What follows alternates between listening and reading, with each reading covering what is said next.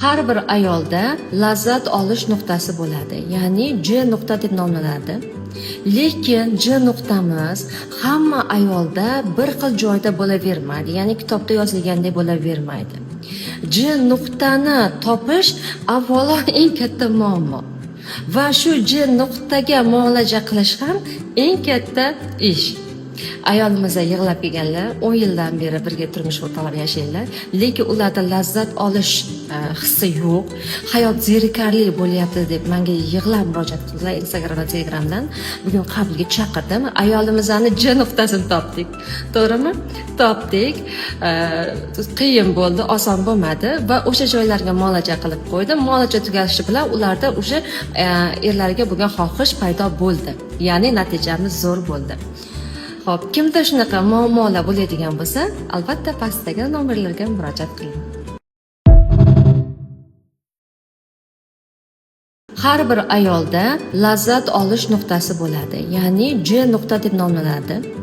Lekin J nuqtamiz hamma ayolda bir xil joyda bo'lavermaydi, ya'ni kitobda yozilgandek bo'lavermaydi. J nuqtani topish avvalo eng katta muammo. Va shu J nuqtaga muolaja qilish ham eng katta ish.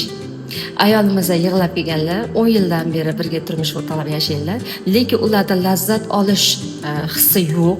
Hayot zerikarli bo'lyapti deb menga yig'lab murojaat qildilar Instagram va Telegramdan. Bugun qabulga chaqirdim. Ayolimizning J nuqtasini topdik. To'g'rimi? Topdik.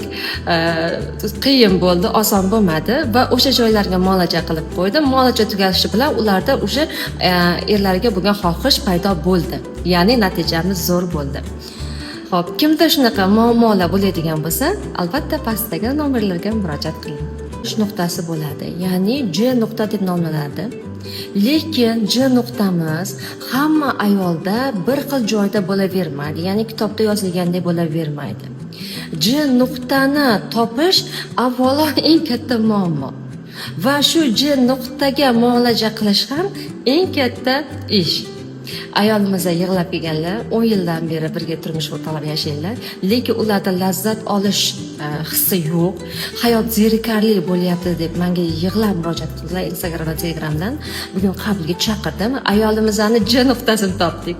To'g'rimi? Topdik. Qiyin bo'ldi, oson bo'lmadi va o'sha joylarga muolaja qilib qo'ydim. Muolaja tugashi bilan ularda o'sha erlarga bo'lgan xohish paydo bo'ldi. Ya'ni natijamiz zo'r bo'ldi. Xo'p, kimda shunaqa muammolar bo'ladigan bo'lsa, albatta pastdagi nomerlarga murojaat qiling.